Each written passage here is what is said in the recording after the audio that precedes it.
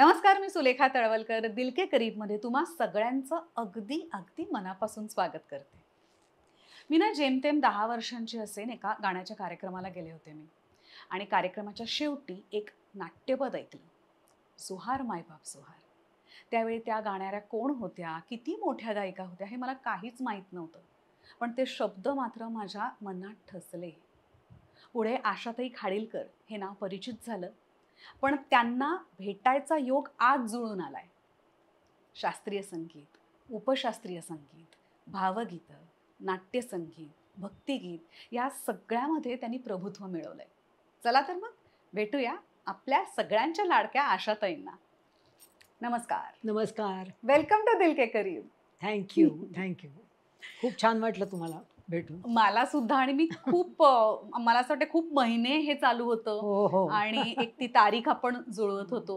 आणि सगळ्यात आधी बिलेटेड हॅपी बर्थडे. वाढदिवसाच्या खूप खूप शुभेच्छा तुम्हाला. धन्यवाद. किती तारखेला झाला वाढदिवस? आता परवा दिवशी 11 जानेवारीला. आणि किती वर्षांच्या झालात?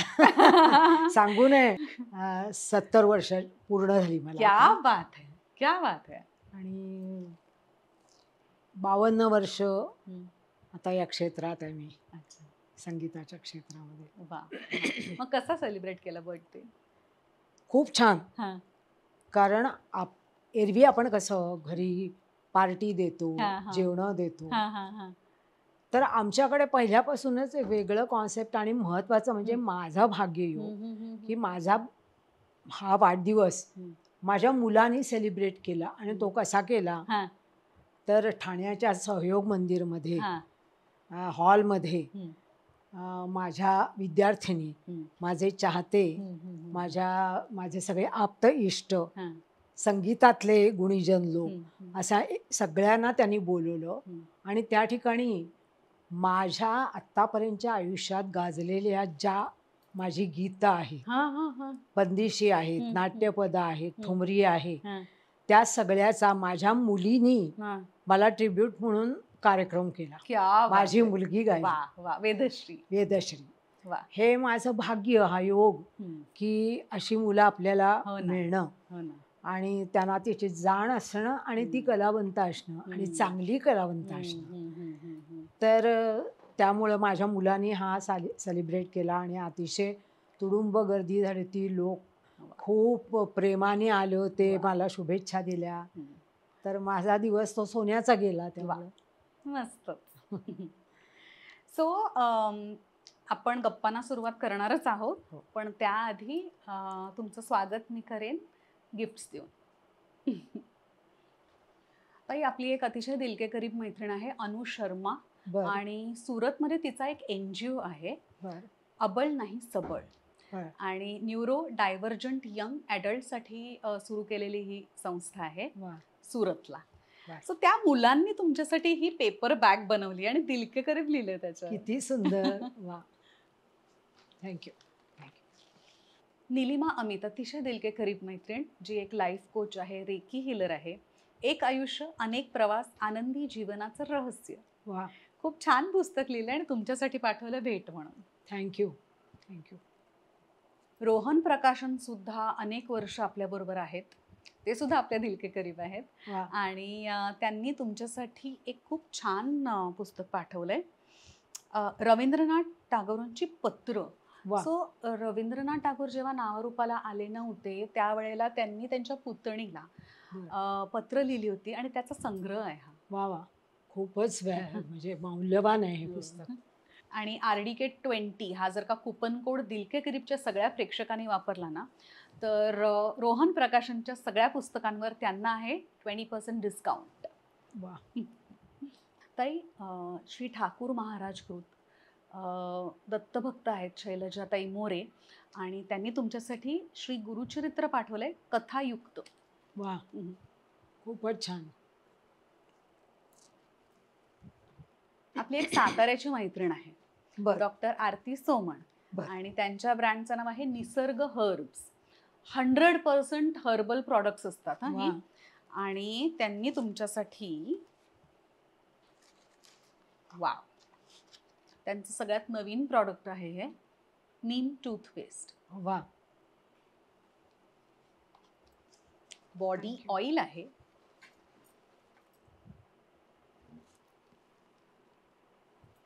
सोप आहे, हर्बल सोप आहे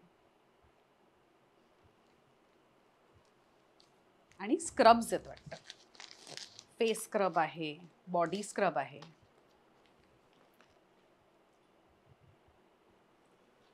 वा, तुम्ही तर भेटींचा वर्षाव केला तुमच्यावर. आहेत अजून. आपलं दिल के करीब हे कुटुंबच आहे आणि त्या कुटुंबातला एक सदस्य आहे अद्वैत बापट. सहज हवन एंटरप्राइज हा त्यांचा ब्रँड आहे आणि ऑर्गॅनिक गुळापासून बनवलेला खरवस त्यांनी तुमच्यासाठी पाठवला भेट म्हणून. क्या बात आहे. वा. आपली एक पुण्याची मैत्रीण आहे मीनाताई इनामदार हं. आणि त्यांचा चॉईस अप्रतिम असतो साड्यांचा आणि त्यांच्या ब्रँडचं नाव सुद्धा अप्रतिम साडी. हो, माहिती आहे ना. हां. त्यांनी तुमच्यासाठी टसर पाठवली आहे. वा. वा वा वा, खूपच सुंदर. खूपच सुंदर आहे. वा. थँक्यू मीनाताई. खूप गोड रंग. गोड आहे. तुमची साडी पण खूप सुंदर आहे हो. ही दीपाताई चेऊलकरांची आहे, म्हणजे त्यांचा ब्रँड आहे साजरी. हो, आमच्या पार्ल्याच्या. हा, ओळखता हो, तुम्ही? म्हणजे काय, मी साडी पण घेतली आहे तिथनं. अच्छा अच्छा. वा वा वा.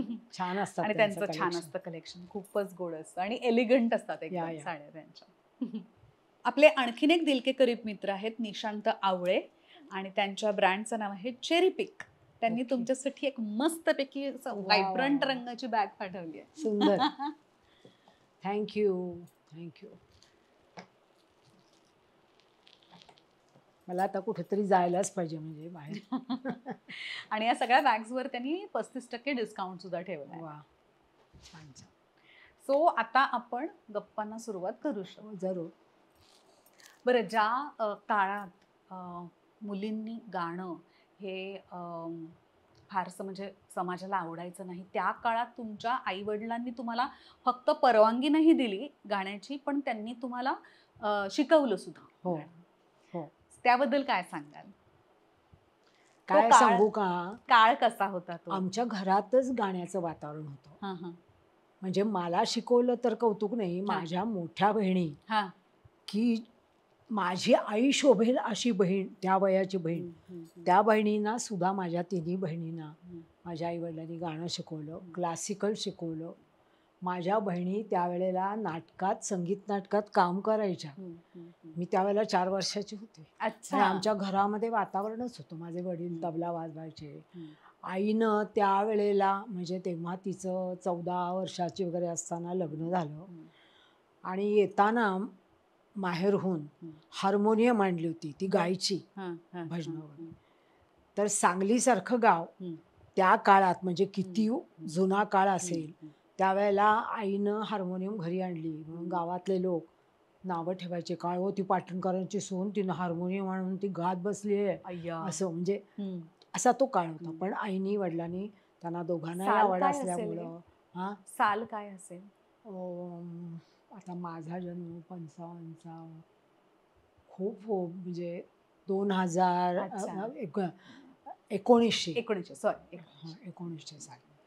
तर त्यावेळेला ते गावातले लोक सुद्धा नावं ठेवायचे. पण आणि त्या काळात सुद्धा माझ्या आईवडिलांनी मला उत्तम शिक्षण दिलं आणि माझ्या बहिणी त्यावेळेला शिकायच्या. मग नंतर लग्न झाली, पण तो काळ वेगळा असल्यामुळं लग्नानंतर माझ्या बहिणींना गाण्याची करिअर नाही करता आली. पण माझ्या आईची अतीव इच्छा होती की आशाचं तरी गाणं आपण पूर्ण करायचंच आणि तिला चांगलं, म्हणजे एक स्थान तिला मिळावं, तिचं गाण्यात खूप प्रगती व्हावी, साधना व्हावी, तिला गुरु मिळावे चांगले, म्हणून आईवडिलांनी माझ्यासाठी खूप कष्ट घेतले. आणि मला अगदी लहानपणी 8व्या वर्षीच मला असं वाटलं होतं की आपण गाणं करायला पाहिजे आणि मी तेव्हाच गाणं शिकायला लागले. त्यामुळं घरात आमच्या आणि कायम वातावरण असायचं. माझे नातेवाईक सगळे, जे तुम्हाला माहिती आहेत की वीणाताई सहस्रबुद्धे किंवा बोडस फॅमिली, ही आमचे नातेवाईक होते आणि ते काका काकू सगळे गांधर्व महाविद्यालयात त्या काळी विष्णू दिगंबर पलुसकरांच्या आश्रमात राहून शिकलेले.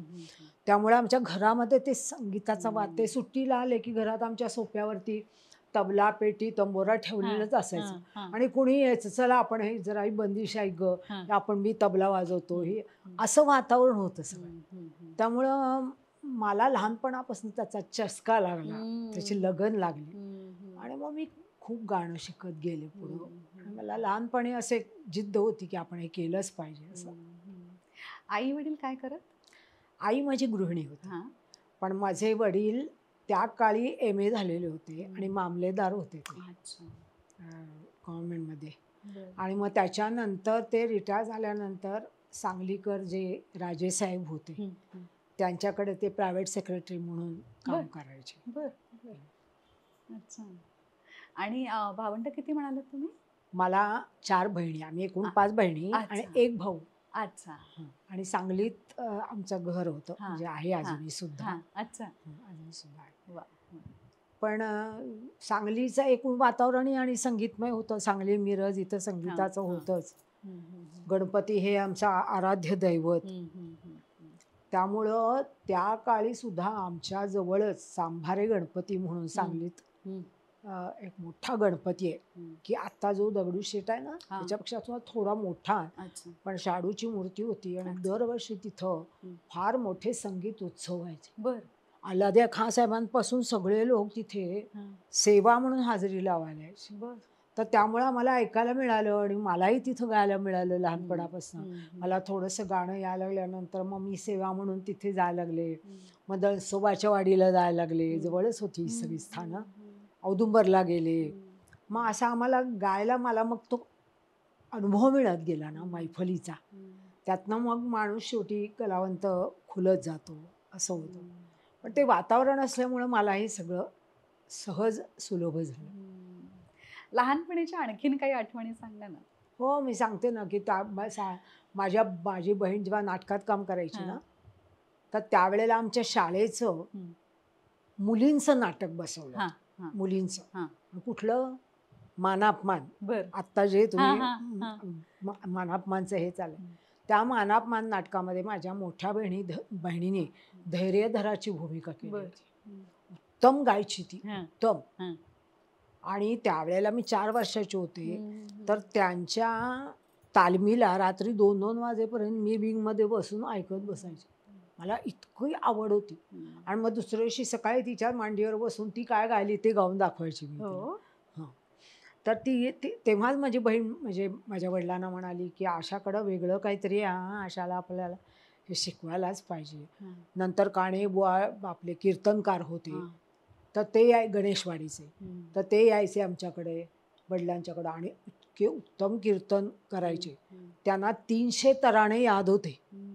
आणि ते आले की मला मांडीवर बसून म्हणायचे, चल आशा एक गाणं म्हण. मी कधी तयार असायची. गाणं म्हटलं की थांब म्हणेपर्यंत म्हणत राहणार मी. इतकं मला आतनं अगदी उत्साह होता तो. आणि आपण केलं पाहिजे, आपण गायलं पाहिजे असं मला तेव्हापासून एक जाणीव होती. पण कशी काय, म्हणजे 4 वर्षाच्या मुलांना नाही कळत ना. हो, पण मला आणि गंमत अशी होती की मी ताल सुरात इतकी पक्की होते की कितीही अवघड काही जर गायचं असलं ना तर मी पटकन, आणि ब्लॉटिंग पेपर होते की लगेच मला पाठ व्हायचं आणि मी लगेच म्हणून दाखवायचं. तर त्यामुळे लोकांना त्या लहान वयात कौतुक वाटायचं सगळ्या गोष्टीचं. तेव्हा म्हणजे गाण्याचे कार्यक्रम जेव्हा तुमचे चालू झाले तेव्हा तुम्ही शाळेत असाल ना? हो, मी सांगते ना तुम्हाला, 9वीत 10वीत असताना मी पहिला जाहीर प्रोग्राम केला. सांगलीजवळ डिग्रज म्हणून गाव आहे, तिथं महाशिवरात्रीचा उत्सव होता. तर तिथं मी पहिला 1.5 तासाचा कार्यक्रम केला. 9वीत 10वीत असताना. आणि त्याच सुमाराला मला इचलकरंजीच्या बालगंधर्व संगीत स्पर्धेमध्ये पहिलं पारितोषिक मिळालं. आणि हिराबाई बडोदेकरांच्या हातनं मला स्पेशल प्राइज म्हणून तानपुरा बक्षीस मिळालं. अरे वा.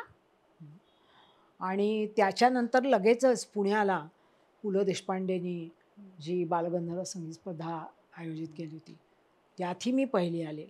तर तेव्हा मला भीमसेन जोशींच्या हस्ते बक्षीस मिळालं. आणि त्यावेळेला पण हिराबाई, अरविंद मंगरुळकर, पु ल देशपांडे असे सगळे परीक्षक होते. पण मला भीती नव्हती पहिल्यापासून. हां, स्टेज हां. फ्राईट काय नव्हती. हं. मी गा म्हटलं की गायची. आणि आपल्याला म्हणजे मला इतकं तिकडे हे असायचं की आपलं, आणि इतकं भरपूर मेहनत करायची मी. कुठं स्पर्धेत जायची म्हटलं की 3-3 महिने 4-4 महिने तेच तेच तेच तेच सतत रियाज करत राहायची मी. त्यामुळं जेव्हा पुण्यामध्ये मला फर्स्ट प्राइज मिळालं, तेव्हा माझ्यानंतर स्पर्धेमध्ये माझ्यानंतर आणखीन 8-10 स्पर्धक होते. पण माझं गाणं झाल्याबरोबर सगळे लोक उठून उभा राहिले आणि हाच पहिला नंबर, असं असं ही तेव्हा पावती काय वाटलं होतं मला तुम्हाला? काहीच कळत नव्हतं. काय नव्हतं कळत. मी काय आहे, मी हां, कशासाठी हां. आले, आवडलं लोकांना गाणं एवढंच हां, मला हां, कळलं. हां, मला हां, काहीच हां. त्यातलं काय हे नव्हतं. पण कौतुक करतायत लोक, मग मला आतनं उत्साह आला आणखी, आपण करत राहायला पाहिजे असं.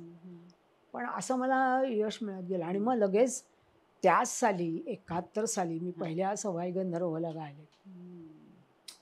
मला लगेच बोलवणं आलं आणि मला त्याच साली मी आकाशवाणीवर पण गायला लागले. आणि मला ते नाव मिळालं आणि माझं कौतुक होत आहे म्हटल्यानंतर मला मागं वळून बघायला लागलंच नाही. मग माझ्या अनेक मैफली होत राहिल्या निरनिराळ्या. म्हणजे माझ्या लग्नाच्या आधीच मी बडोद्याला पण मैफल करून आले होते, गोव्याला माझ्या मैफली झाल्या. तर हे एक रसिकांच्याकडनं मिळालेलं मला प्रोत्साहन. आणि शेवटी काय असतं की कलावंत हा त्यातनंच फुलत जातो ना. तर ते फुलायचं सामर्थ्य आणि शक्ती मला रसिकांनी दिली आणि घरच्यांनी दिली. त्यामुळं मी जी आज काय तुम्हाला थोडीशी दिसतीये. बापरे! हो, मी असं अजून तुम्ही म्हटलं तर आम्ही काय नाही, करायचं? मी अजून विद्यार्थिनीच आहे. मी खरंच सांगते. मला आजही असतं. कारण संगीत सागर इतका महान आहे की जसं जसं आपण शिकत जातो, जास्त विचार करत जातो, तेव्हा आपल्याला आपण किती छोटे आहोत ते लक्षात येतं आणि आज आपल्याला किती करायचं आहे ह्याची जाणीव होऊन जाते. आणि आत्मपरीक्षणानं लक्षात येतं किंवा इतरांचं गाणं ऐकल्यावर त्यांच्यात किती सुंदर गोष्टी होत्या, त्या आपल्याकडे नाही आहेत. त्यांनी ह्या अँगलनं विचार केला आहे, तो आपण केलेला नाही. तो आत्मपरीक्षण करण्याची जी शक्ती आणि इच्छा आणि बुद्धी देवानं मला दिली, त्याबद्दल मी देवाचे आभार मानते. तुमचा पहिला कार्यक्रम तुम्हाला आठवतोय का? आणि कोणतं गाणं गायलं होतं? त्या पहिल्या कार्यक्रमात मी यमन राग गायले होते आणि नंतर मग नाट्यपद, आणखीन भक्तिसंगीत असं गायले होते. एक झलक होऊन जाऊन दे का?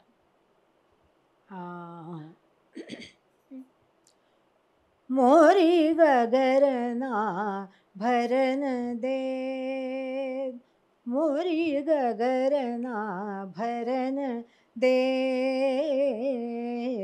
पैया परू तो से कान गुअर, मोरी गगरना भरन दे,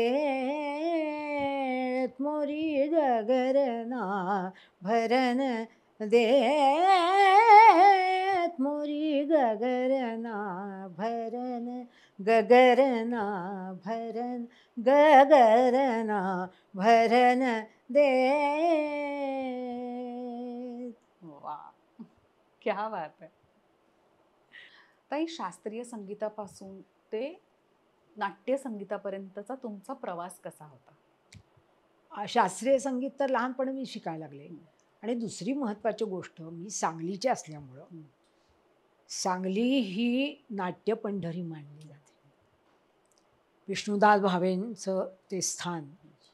आणि त्या काळी पण म्हणजे आम्ही लहान होतो तेव्हाही दरवर्षी 5 नोव्हेंबरला रंगभूमी दिन साजरा केला जायचा सांगलीमध्ये भावे नाट्य मंदिरात. आणि तेव्हा लहानपणापासूनच आम्हाला तिथं त्या रंगभूमी दिनाला सेवा करायची संधी मिळत गेली. सांगलीला संगीत नाटकाचं एकूण वातावरण होतं.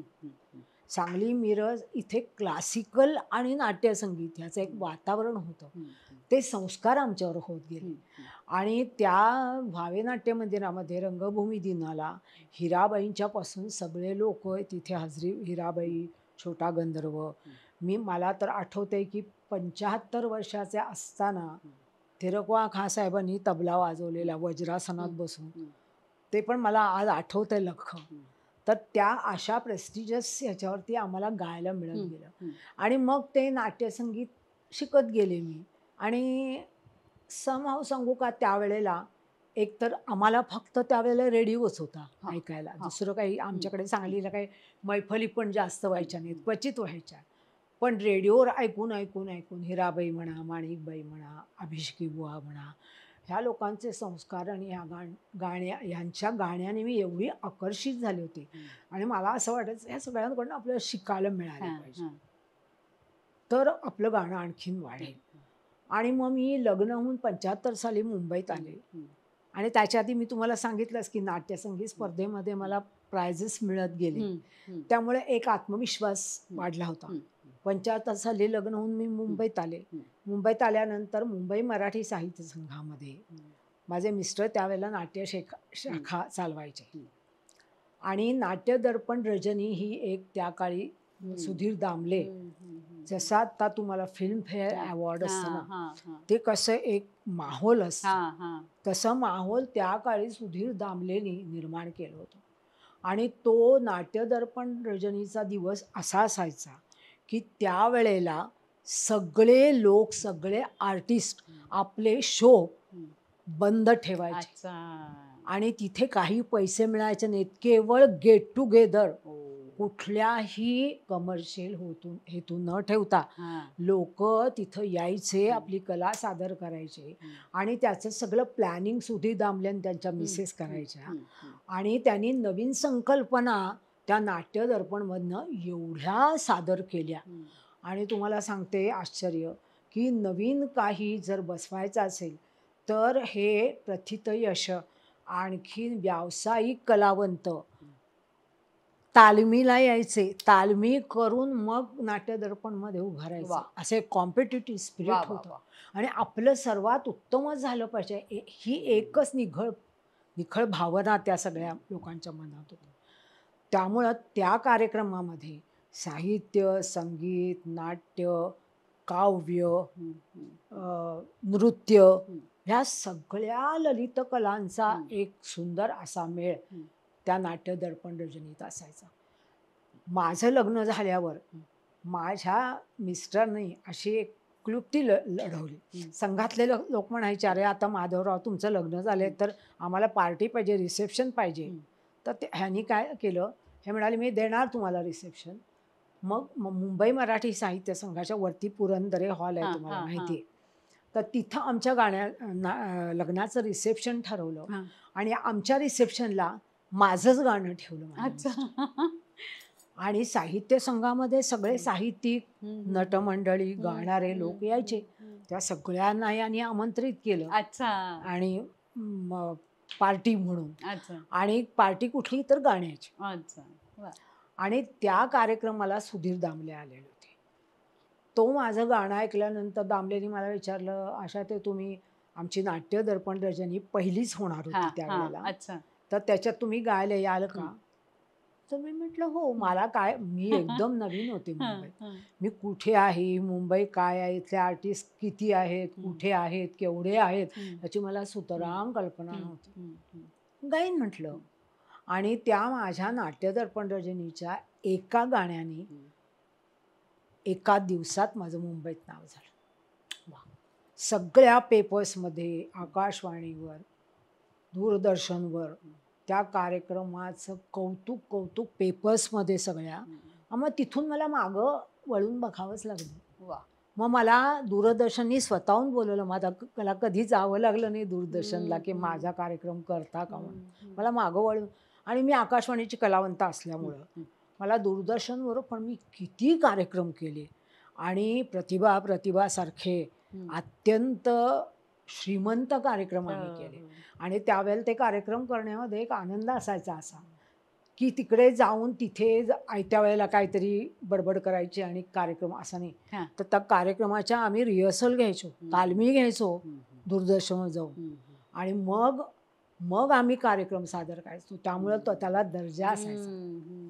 मग त्याच्यामध्ये मी नाट्यसंगीताचे कार्यक्रम केले, सावरकर विचारांचेही कार्यक्रम केले, अभिषेकी बुवांबरोबर संस्कृत, त्यांनी संस्कृत गीतांना साली देऊन मेघदूतम म्हणून एक कार्यक्रम त्याच्यातही आम्ही मला सांगू का मला आयुष्यात जे जे पुढं आलं ना ते मी चॅलेंज म्हणून स्वीकारलं आणि मनापासून केलं.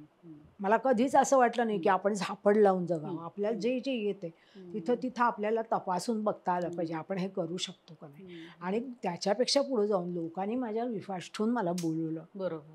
हे माझं भाग्य. आणि त्याच्यात मी यशस्वी होत गेले. मग कार्यक्रम मिळत गेले, लोकांचं प्रेम मिळालं, स्नेह मिळाला, दाद मिळाली. ह्याच्यातून पुढं मी जात गेले. आणि मग काय झालं, साहित्य संघात आले. नाट्यदर्पणचं माझं गाणं ऐकून डॉक्टर भालेराव खुश झाले. आणि त्याच वर्षी त्यांचं धाडीला रामतीने का वनी हे संगीत नाटक ते प्रोड्यूस करणार होते. त्यामध्ये माझे मिस्टर लक्ष्मणाची भूमिका करत होते. तर डॉक्टरनी मला विचारलं, अरे माधव तू विचार ना तुझ्या बायकोला, तिला पण सीता ती एवढी चांगली गाते. बरं मी शाळेत आणि कॉलेजमध्ये नाटकात काम केलेलं होतं. तर त्यामुळं मला तसा म्हणजे कॉन्शियस झाले नव्हते मी. मग मी ह्यांना विचारलं माझ्या मिस्टरांना की मी करू का. कर म्हणाले, तुला माझ्याबरोबर आपल्याला एकत्रही राहायला मिळेल, आणखीन तुला नाटकात संधी मिळेल. आणि ती संधी म्हणजे अशी ठरली की त्यावेळेला धाडीलाच्या तालमी चालू असताना आम्हाला संगीत दिग्दर्शक म्हणून पंडित जितेंद्र अभिषेकी मला लाभले, ज्याचं मी स्वप्न लहानपणी पाहिलं होतं की यांच्याकडे मला शिकायला मिळावं. तर ते स्वप्न माझं पूर्ण झालं त्या ठिकाणी. आणि मग नाट्यसंगीत नाटकाच्या तालमी चालू झाल्या. आमचे खूप प्रयोग झाले, आमचे दौरे पण खूप झाले कोकणात, गोव्यामध्ये जवळजवळ 250 प्रयोग आम्ही केले ते. आणि मग ते चालू असताना मला पूर्वी नाट्यसंगीत रजनी व्हायच्या षण्मुखानंदला सुद्धा, की रात्री 9:30ला सुरू झालेलं पहाटे 4ला संपायचं. तर अशा नाट्यसंगीत रजनीमध्ये निरनिराळ्या ठिकाणी मला बोलवलं गेलं. मग पुढं वसंतराव देशपांडेंनी, आणि गंमत अशी होती ज्या वेळेला मला बालगंधर्व संगीत स्पर्धेत पहिला नंबर मिळाला त्या वर्षी वसंतराव देशपांडेंचा कट्यारचा दौरा सांगलीत आला होता, कंपनी. आणि त्यांच्या कंपनीत काम करणारे एक दळवी नावाचे गृहस्थ होते. त्यांना माझं कौतुक होतं कारण त्यांची सासूरवाडी माझ्या माहेरच्या घराच्या समोर होती. आणि ही आमची सांगलीची आशा पाटणकर माझं पूर्वीचं नाव. तर त्यांना असं वाटलं की आपण आशाचं गाणं वसंतरावांना ऐकवायलाच पाहिजे. मग कंपनी उतरल्यानंतर आपल्याला माहिती आहे गावात कोणी चहाला वगैरे बोलवतात, तसं त्या दळवीनी वसंतरावांना चहाला बोलवलं. आणि मग सगळी कंपनी आली, त्यांच्याबरोबर तबला वादक आणि पेटीवादक होतेच. मग सगळे जमले. मग वसंतराव म्हणाले गा बेटा. आणि मग मी माझं पहिलं एक पद सादर केल्याबरोबर वसंतराव मागं टेकून बसले होते भिंतीला. ते म्हणाले थांबा, त्या तबलजीला म्हणाले तू बाजूला, मी हिच्याबरोबर वाजवतो. आणि वसंतरावांनी माझ्याबरोबर तासभर साथ केली आणि माझं गाणं ऐकून घेतलं. आणि ते इतके खुश झाले की तिथे आशीर्वाद देऊन गेले की बेटा तुझं शिक्षण आणि हे पूर्ण करून लवकरात लवकर मुंबई पुण्याला ये, म्हणजे तुझं गुणांचं तुझी कदर होईल. तर तो योग आला. आणि मग मी मुंबईत आल्यावर ज्या वेळेला आमचा दूरदर्शनला शाकुंतल ते मानापमान करायचा, अरुण काकतकर त्याचे प्रोड्युसर होते, ठरलं. तर वसंतरावांना त्यांनी विचारलं की तुमच्याबरोबर फिमेल आर्टिस्ट कोण घ्यायची. तर वसंतरावनी लगेच सांगितलं ती आमची आशा आली आहे ना पाटणकर, ती आता खाडीलकरांची बायको आहे, ती आलेली आहे मुंबईत, तिलाच बोलवा म्हणाले. म्हणजे मला माझ्याविषयी कॉन्फिडन्स नव्हता तेवढा वसंतरावांनी माझ्याविषयी दाखवला. हे मला ह्या लोकांचे मिळाले आशीर्वाद आहेत.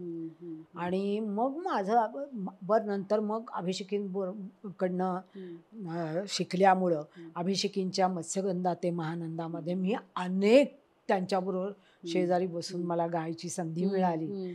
मला त्यांच्या गाण्यांची सेवा करता आली. माझं केवढं मोठं भाग्य. छोटा गंधर्वांनी मला बालगंधर्व सेंटनरी इयरला छोटा गंधर्वांनी मला घेऊन एक स्वतंत्र कार्यक्रम केला होता, मुजरा नटसम्राट आला म्हणून. सी रामचंद्रांच्या बरोबर मला गायला मिळालं. माझं दूरदर्शनवरचं गजरा कार्यक्रम त्यांनी पाहिला, त्यावेळेला ब्लॅक अँड व्हाईट होता टीव्ही. तर त्यांना इतकं माझं गाणं आवडलं ते ते 10 ठिकाणी विचारतात ही कोण मुलगी आली आहे, कारण मी नवीनच होते ना, हिचा कॉन्टॅक्ट कसा मिळणार. मग त्यांनी सुधीर दामलेंना फोन केला. मग दामले म्हणाले तिच्या घरी काय, त्यावेळेला आमचं घरही नव्हतं आणि फोनही नव्हता, काहीच नव्हतं. तिच्या मिस्टरांचा फोन आहे तो देतो. मग अण्णांनी तो फोन घेतला, माझ्या मिस्टरांना फोन केला. अहो तुमची ते असं बोलायचे ना, अहो तुमची बायको काय गाते हो असं. तर ते तिला घेऊन या माझ्याकडं. तर मला घेऊन गेले हे त्यांच्याकडे. तर त्यावेळेला श्रीरामचंद्रांच्या डोक्यात होतं की मराठीतल्या उत्तमोत्तम कविता त्यांचा कार्यक्रम आपण करावा. त्याचं नाव होतं रसयात्रा. आणि त्या उत्तमोत्तम कविता शोधून त्याला अण्णांनी स्वतः चाल दिल्या आणि त्यांच्याबरोबर आम्ही अनेक कार्यक्रम केले. त्याचा पहिला कार्यक्रम कुसुमाग्रजांच्या समोर नाशिकला आम्ही सादर केला आणि त्यांचे आशीर्वाद घेतले. मग आमचा दिल्लीतही कार्यक्रम झाला. यशवंतराव चव्हाण होते त्यावेळेला. तर असं मला निरनिराळं करायला मिळालं मला. कारण त्याला कारण असं होतं की देवाची कृपा की माझा आवाजाला असं काही अटकाव नव्हता. म्हणजे कुठल्याही प्रकारचं संगीत मी गाऊ शकेन असं समोर शिकवणाऱ्यालाही वाटायचं किंवा त्यांना कॉन्फिडन्स होता. म्हणून त्यांनी मला त्यांच्या कार्यक्रमात घेतलं आणि मी त्याच्यात आनंद मिळवला. आणखीन एक मला खूप छान आठवण सांगायची आहे की गान सरस्वती किशोरी आमोणकर यांनी मगन हुई मीरा चली म्हणून मीराबाईंच्या संतरचनांवर हा कार्यक्रम बसवलेला होता. आणि त्यांचा कार्यक्रम सोनल मानसिंगनी दिल्लीला कामानी हॉलमध्ये ठरवला. त्यांच्याबरोबर जी सहगायिका होती त्यांना काहीतरी अडचण होती. तर त्यावेळेला विजया धुमाळे ज्या होत्या आपल्या दूरदर्शनच्या प्रोड्युसर, तर त्या त्यांच्याकडे शिकायच्या, किशोरी त्यांच्याकडे. तर किशोरी त्याने विचारलं, अगं विजया कोण आहे ग अशी मुलगी अशी, मला सांग जरा बरं की आपल्याला इथे आपल्या कार्यक्रमात फिट बसेल आणि ती उत्तम गाईल अशी. तर विजयात काय मला योगायोग, विजया त्यांनी माझं नाव सांगितलं आणि मला विजया त्यांचा फोन आला की किशोरी त्यांनी तुला बोलवलंय. मी घाबरलेच, म्हटलं कशाला. मग गेले मी, तर सांगितलं मला किशोरी त्यांनी असं असं आहे, त्यातली 4-5 गाणी तुला म्हणायची आहेत, तर मी तुला शिकवते, आपण रियाज करू, रिहर्सल वगैरे करून आपण कार्यक्रम करू. आणि मग मला पहिल्या 2 गाणी शिकवल्यावर किशोरी ते एवढ्या खुश झाल्या की त्यांच्या घरातून माझ्या मिस्टरना त्यांनी फोन केला, अहो खाडीलकर तुम्ही घरी काय बसलाय, तिकडे या, तुमची बायको बघा किती सुंदर गाते. म्हणजे असं किशोरी त्यांनी म्हणणं किंवा त्यांनी कौतुक करणं, तर हे सगळं दैवी योग होते असं मला वाटतं की माझ्या आयुष्यात असे निरनिराळे लोक आले, निरनिराळ्या संधी मिळाल्या, निरनिराळ्या गाण्याचे संधी मिळाल्या आणि ते शिकत असल्यामुळं, नवीन नवीन गोष्टी शिकत असल्यामुळं मला वेगवेगळ्या दिशा मिळत गेल्या, विचारांच्याही, गायकीच्याही आणि रियाजाचा पण. तर या तुमच्या प्रवासातली एक कुठली तरी झलक ऐकू शकाल का? हा, किशोरी त्यांच्या कार्यक्रमातलं एक छोटीशी झलक ऐकवते मी तुम्हाला. खूप वर्ष झाली त्या गोष्टीला. चाला वाही देस ओ प्रीतम, चाला वाही देस वाही देस, कहो तो कुसुमल सारी रंगावा,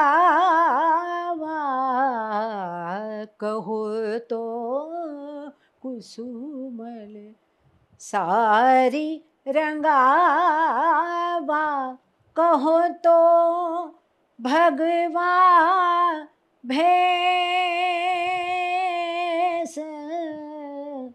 चाला वाही देस ओ प्रीतम, चाला वाही देस. क्या बात है, क्या बात है. मगाशी तुम्ही सांगत होतात की एका संगीत नाटकामध्ये तुम्ही सीतामाई झाला होतात आणि माधवराव म्हणजे तुमचे यजमान हे लक्ष्मण झाले होते. सो हो, त्यावेळेला मुंबई मराठी साहित्य संघात आमची चेष्टा करायची की लक्ष्मण आणि सीता पळवली. असं सगळं म्हणजे गमती आणि इतकं सुंदर वातावरण होतं संघामध्ये. मग ती नाटक कंपनी नव्हतीच, ते आम्हाला कुटुंब वाटायचं. खरोखर अतिशय सुंदर वातावरण. सो ही अशी आगळी वेगळी लक्ष्मण आणि सीतेची जोडी जमली कशी? काय माहिती का, ती फार मोठी कथा आहे, या एका कार्यक्रमात सांगणं मुश्किल आहे. चालेल, ऐकू आम्ही आणि आमच्या सगळ्या प्रेक्षकांना सुद्धा ऐकायला खूप आवडेल. आमच्या लग्नाच्या अगोदर माझे मिस्टरही सांगलीत शिक्षणाला होते ना, तर आमच्या लग्नाच्या अगोदर 7 वर्ष, हे मला नंतर मिस्टरनी सांगितलं, 7 वर्ष त्यांच्या चुलत भावाला आमच्या घरावर नाही नेहमी जायचे, सांगलीला होते. 7 वर्ष अगोदर त्यांच्या चुलत भावाला यांनी सांगून ठेवलं होतं की ह्या वाड्यातल्या एका मुलीशी माझं लग्न होणार आहे. अच्छा. त्यांना इंट्युएशन होतं, एक सिक्स्थ सेन्स हो, असतं. खरंच? अच्छा, वा. झालं, हे मला काहीच माहित नाही. हे कोण, ह्यांचं नाव काय, ते कुठं राहतात, ते काय करतात, हे मला काहीही माहित. फक्त एवढंच होतं की माझे सासू सासरे आणि ह्यांचे आई वडील हे मित्र होते, म्हणजे फॅमिली फ्रेंडशिप होती त्यांची. त्यामुळे ह्यांना मी माहिती होते. पण मला, कारण हे शिक्षक काय झालं माहिती का, 48 साली जळीत झालं ना गांधीवधानंतर, त्यात माझ्या सासरचं 3 मजली घर जळलं. 11 भावंड एका रात्रीत रस्त्यावर आली सगळी. त्यामुळे माझ्या मिस्टरांचं शिक्षण हे एका ठिकाणी होऊ शकलं नाही परिस्थितीमुळे. त्यांना अनेक ठिकाणी शिक्षणासाठी फिरावं लागलं. त्यामुळे कायम ते सांगलीत नव्हतेच, मी त्यांना पाहिलंच नव्हतं. कॉलेजला गेल्यानंतर ते सांगलीत आले, असं झालं. त्यांनाही वाटलं होतं, ते म्हणाले. नंतर मग हे नॅशनल स्कूल ऑफ ड्रामाला होते माझे मिस्टर, तिथं फ्रिट्स बेनिफिट्स त्यांना शिकवायला आले होते. तर त्यांनी सगळ्या त्या विद्यार्थ्यांच्यात ह्यांना बरोबर हेरलं की टिपिकल भारतीय संस्कृती, आणखीन साधेपणानं राहणारा मुलगा, सिन्सिअर, मोस्ट सिन्सिअर. तर ह्यांच्या झोपडीत राहणारे हे, त्यांना अचानक फ्रिट्सने विचारलं की तुला माझ्यावर जर्मनीला यायचं आहे. तर हे म्हणाले, अरे माझ्याकडे खायला पैसे नाहीत, तू कपड्याला पैसे नाहीत, जर्मन ते तुला काय करायचं आहे? मी तुला जर्मनची नॅशनल स्कॉलरशिप देणार आहे थिएटरची. आणि 1.5 वर्ष त्यांना फिट्स घेऊन गेले आणि त्यांच्या घरीच ते हे राहत होते आणि थिएटरचा अभ्यास करत होते. त्यावेळेला हे जर्मनीत असताना फ्रिट्स जेव्हा यायचा इथे इंडियात, तेव्हा काय माणसं असतात आयुष्यात एकाला आलेली. तर माधवचं घर सांगलीत आहे, तिथून पुढं जायगवाड आमचं खेड पंढरपूर असतं, तिथे त्याची आई आहे. तर तो ऑल द वे मुंबईतून सांगलीला यायचा, सांगलीतून आमच्या जायगवाड नावाच्या खेड्यात जायचा, ह्यांच्या आईला भेटायचा, त्यांच्यासाठी तो गरम कपडे घेऊन जायचा आणि येताना परत सांगलीत यायचा. तिथं माझे दीर होते आणि दीरांना माहिती होतं फ्रिट्सने आपल्या भावाला नेलेलं आहे, तर त्याच्या स्वागतासाठी म्हणून एक असं गेट टुगेदर ठेवलं होतं. तर तिथे मला गायला सांगितलं त्या आमच्या लोकांनी. तर फ्रिट्स होता तिथे, तर मी गायले, तेव्हा फ्रिट्सने माझा फोटो काढून घेतला होता आणि मला हे काहीच माहित नाही. मग तो परत गेला जर्मनीला आणि ह्यांना जाऊन सांगितलं, माधव मी तुझ्यासाठी बायको शोधून आणली, तू नाही म्हणायचं नाही. आणि त्या मुलीचं त्याला का वाटावं की त्यांनी सांगितलं की ह्या मुलीशी तू लग्न करायचं. तेव्हा माझ्या मिस्टरने सांगितलं, अरे तू काय ठरवणार, मी ऑलरेडी ठरवलं, माझ्या मनात आहेच या मुलीची. म्हणजे असे योगायोग जुळले. माझ्या दीरांना वाटायचं की ह्या मुलीशी माधवचं लग्न व्हायला पाहिजे. किती गोड. असे काही प्रसंग घडत गेले आणि मग आमचं लग्न झालं. पण या ठिकाणी सांगावं असं वाटतं की माझ्या संगीत कलेला जोपासण्याचं, त्याला प्रोत्साहन देण्याचं, ते वाढवण्याचं मी खूप शिकावं, मी खूप कार्यक्रम करावेत, खूप नवीन नवीन काहीतरी संकल्पना कराव्यात असं माझ्या मिस्टरांना मनापासून वाटायचे आणि ते माझ्या पाठीशी खंबीरपणानं उभे होते. त्यांना संगीतात ते नाटकातले होते, संगीतातलं कळायचं नाही, पण कलावंत असतो त्याला एक ते सेन्स असतो आणि कलावंताचं काय आयुष्य असतं आणि ते सगळं माझे दौरे, माझी मुलं झाल्यावर मुलांना सांभाळणं इतकं त्यांनी माझ्यासाठी केलेलं आहे. आणि केवळ म्हणून मी ह्याच्यातून तरुण गेले आणि मी मुंबईत आले त्यावेळेला अगदी आम्ही नवीन होतो, आम्हाला राहायला घर नाही, आमच्या मग कुठलीही बॅकग्राऊंड नव्हती, अमक्या घराण्याची, अमक्याची शिष्या, फार मोठ्या कुठल्या संस्थेमध्ये मी निगडीत होते, असं काहीच नाही, कोरी पाटी होते मी आले तेव्हा. पण माझ्यावर लोकांनी प्रेम केलं माझ्या गाण्यावर आणि मला असं उचलून धरलं लोकांनी. मला लोकांच्यामुळं प्रेम मिळालं आणि लोकांच्यामुळं हे सगळ्या संधी मिळाल्या, मला प्रोत्साहन मिळालं, मला दाद मिळाली. त्यामुळं मी या रसिक मायबापांचे जन्मोजन्मी मी आभार मानेन त्यांचे. तुम्ही अनेक बंदिशी सुद्धा लिहिल्या आणि त्याबद्दल काय सांगाल तुम्ही? खरं सांगू का, या बंदिशी म्हणजे काय की या पूर्वसुरीचे जे गायक आहेत महान, माझे सगळे गुरु, त्याच्यामध्ये माझे सांगलीतले बाळकृष्णबुवा मोहिते, नंतर माणिक वर्मा, नंतर पंडित यशवंतबुवा जोशी, पंडित जितेंद्र अभिषेकी, पंडित वसंतराव देशपांडे, पंडित शंकरराव अभ्यंकर जे सतारवादक आहेत आणि उत्तम बंदिशकार आहेत, ह्या सगळ्यांच्या सहवासात असताना त्यांचे जे संस्कार माझ्या मध्ये होत गेले त्यातून मला स्वतःला बंदिशी सुचत गेल्या, कराव्याशा वाटल्या.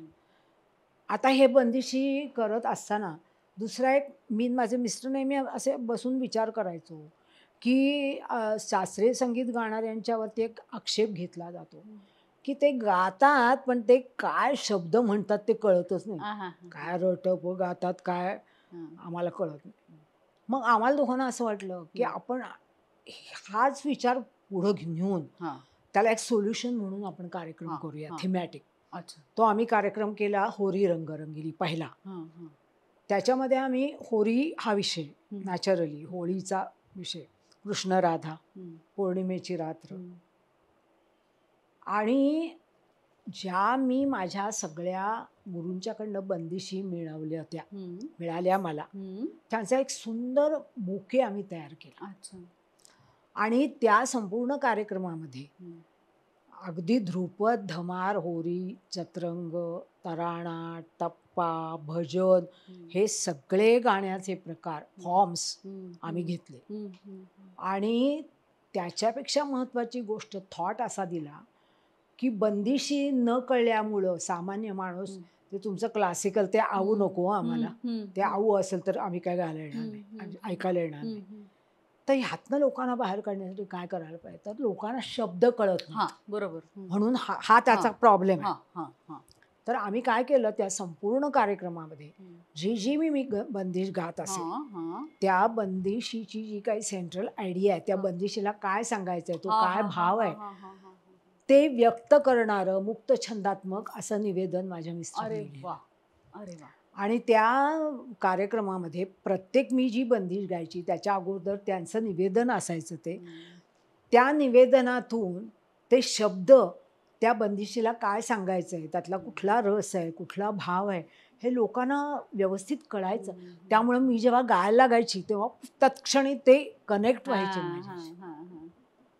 आणि मग त्याचं कारण असं झालं की हे सगळा कार्यक्रम झाल्यानंतर मला कित्येक लोक येऊन सांगायचे, अशा ते शास्त्रीय संगीत इतकं सुंदर असतं हे आम्हाला आजच कळलं. म्हणजे आमचं जो मकसद होतं ना ते करण्याच्या मागचं, की हे लोक घाबरतात कारण त्यांना शब्द कळत. म्हणजे आम्हाला आमच्या दोघांच्या मनात जे होतं की लोकांच्या पर्यंत ते थेट पोचलं पाहिजे, तर ते म्हणजे तो आमचा हेतू त्या कार्यक्रमाच्या द्वारे सफल व्हायला लागला.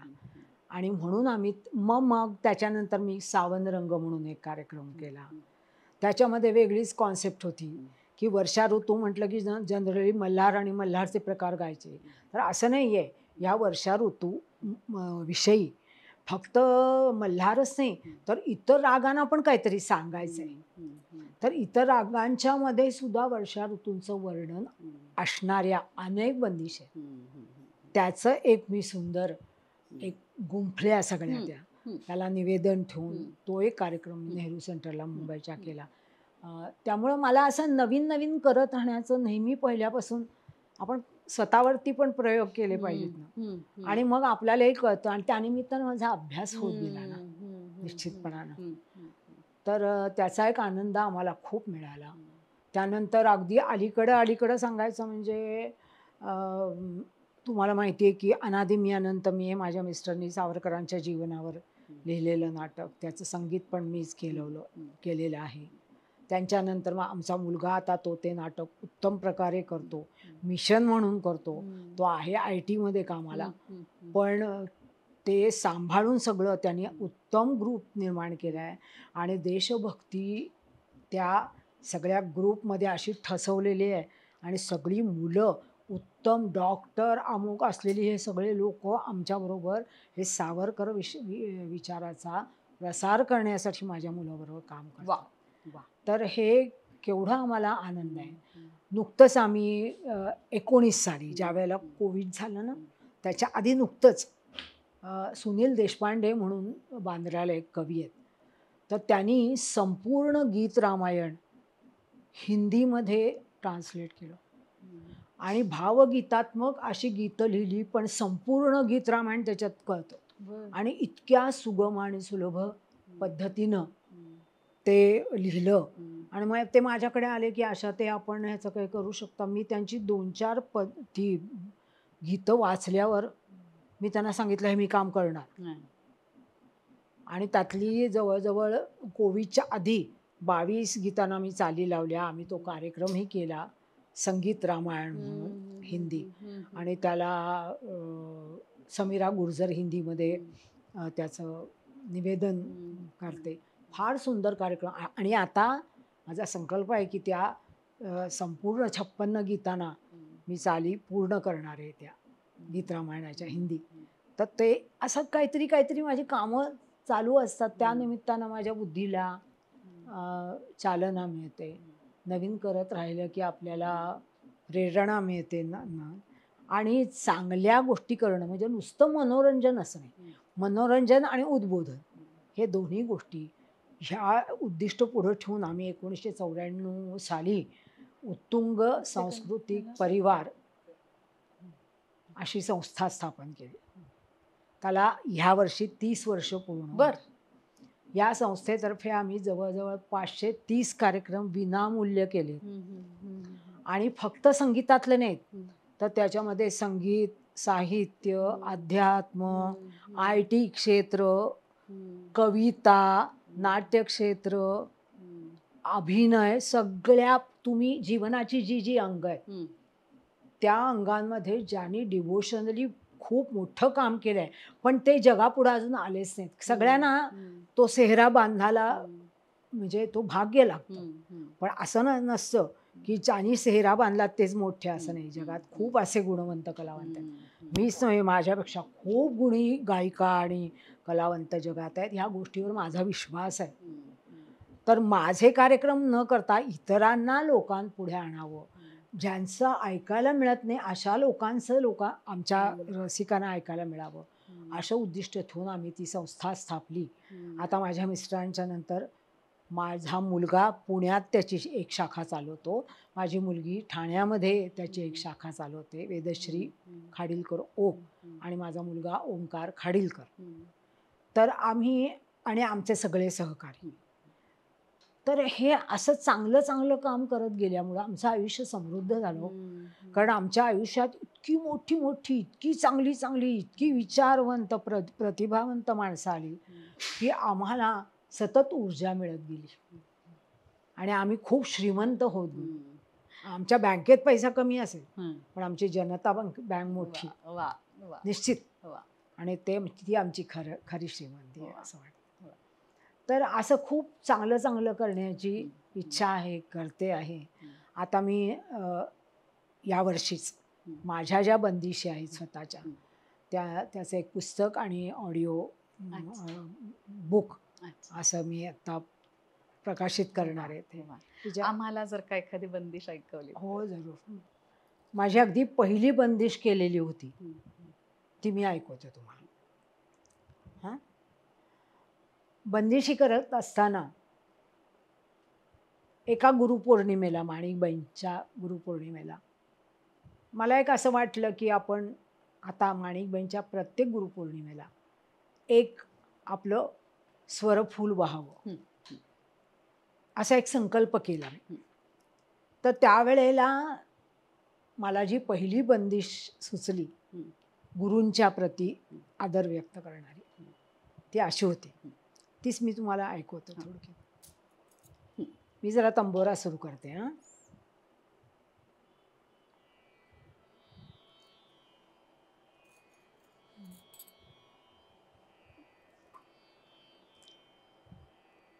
मेरो प्रणाम गुरु के चरणन, मेरो प्रणाम गुरु के चरणन, गुण के सागर गुरु महान, मेरो प्रणाम गुरु के चरणन, गुण के सागर गुरु महान,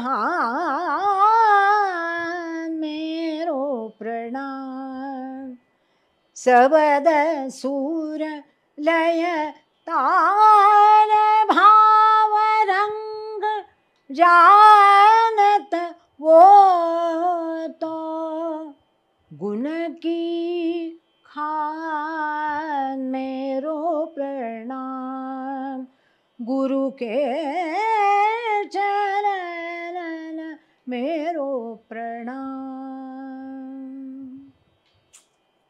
वा वा.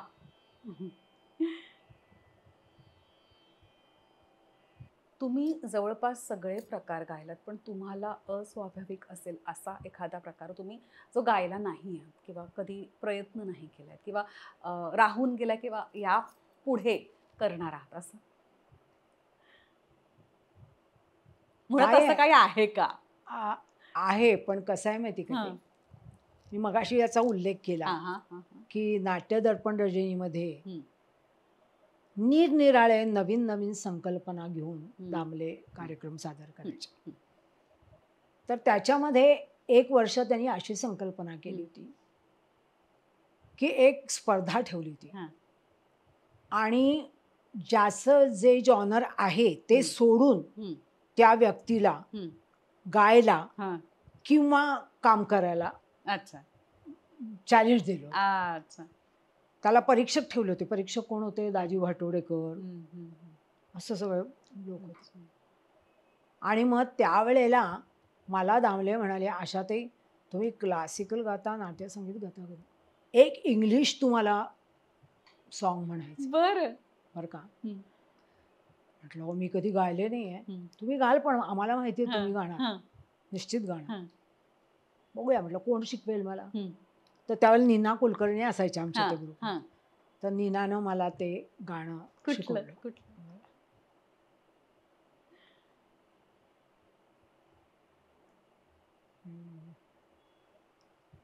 सांगते मी थोड्या वेळाने सांगते. मी गाणं आत्ता आठवत नाही मला ते काही, पण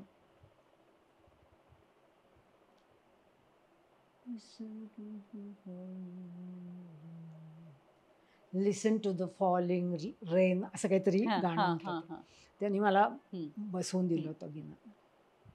आणि ते मी गाणं जेव्हा गायले, मी कम्प्लिटली वेस्टर्न आवाज काढला. कम्प्लिटली. म्हणजे कुठं काही ह्याचा वास पण नाही. आणि मी ते गायल्यानंतर मला कोणी ओळखू शकले नाहीत, कोणीच नाही. माझा पहिला नंबर आला त्याच्यात. तर मला काय जाणवलं माहिती का, की माझ्यात असं काहीतरी आहे की मला ज्या कुठल्या कप्प्यात घालाल त्या कप्प्यात मी फिट बसते. म्हणजे माझे गुरु यशवंत जोशी किंवा आमचे गोविंदराव पटवर्धन, ते म्हणायचे की अशा म्हणजे ब्लॉटिंग पेपर आहे, तिला काही सांगा तुम्ही, लगेच ती उचलणार आणि लगेच ती सादर करणार. किंवा माझे गुरु पण म्हणायचे, मी तालमीला जायची शिकायला, तर ते त्यावेळेला आम्हाला लिहून बिहून घ्यायचं नाही काही बंदिशमध्ये. इथं शिकायची, जाता जाता मनन चिंतन करायचं, मग घरी जाऊन लिहायचं. पण मला ना, मी एक पाठी पहिल्यापासून आहे, तर मला एकदा शिकवलं की माझं पाठ व्हायचं आणि पुढच्याच वेळेला येताना मी ते तसंच्या तसं त्यांना म्हणून दाखवायचं. तर त्यांना इतका आनंद व्हायचा.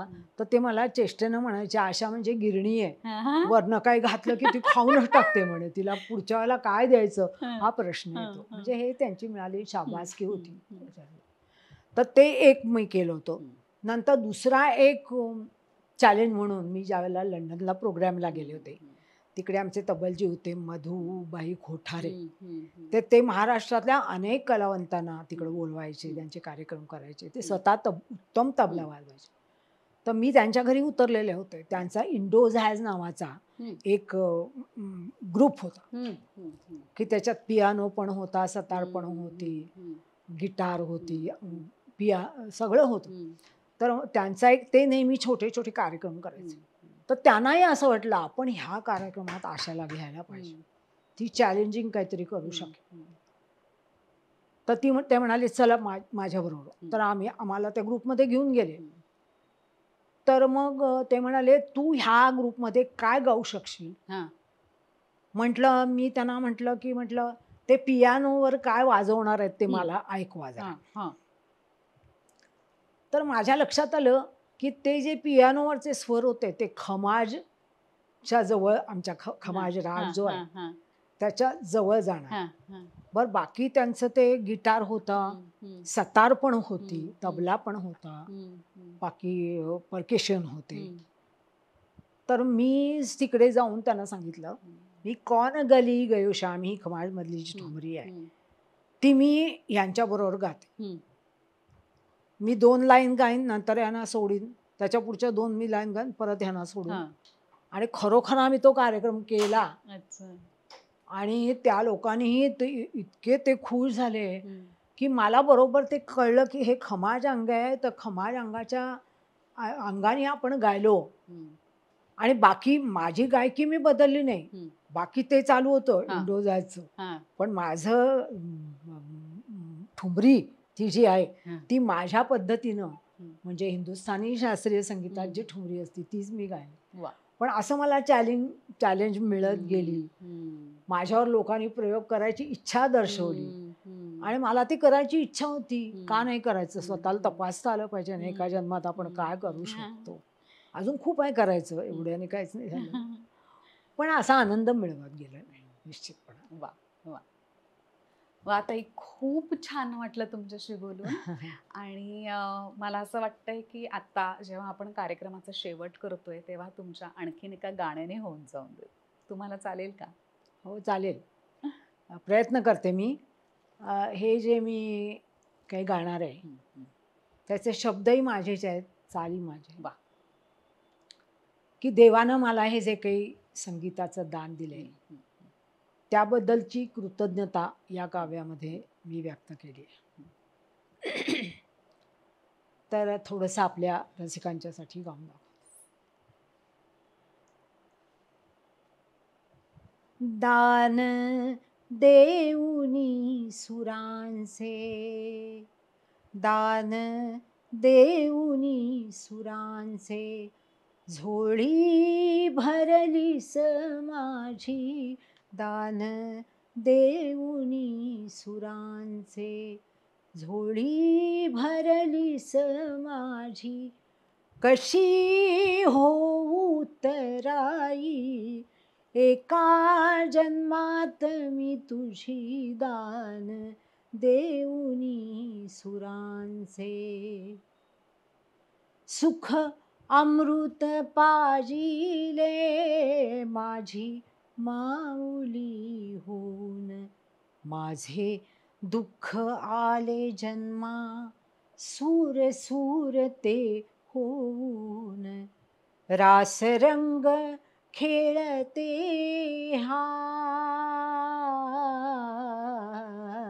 रास रंग खेळते हा मीच माझ्या आयुष्याशी, कशी होऊ तराई, एका जन्मात मी तुझी दान देऊनी सुरांचे. माझ्या सुरांच्या दिंडीत किती वार करी आले, माझ्या सुरांच्या दिंडीत किती वार करी आले, सारे देव रूप मला उराहुरी ते भेटले, वाळवंटी जीवनाच्या, वाळवंटी जीवनाच्या, जशी सर पावसाची, कशी होऊ तराई, एका जन्मात मी तुझी दान देऊनी सुरांचे. खूप छान.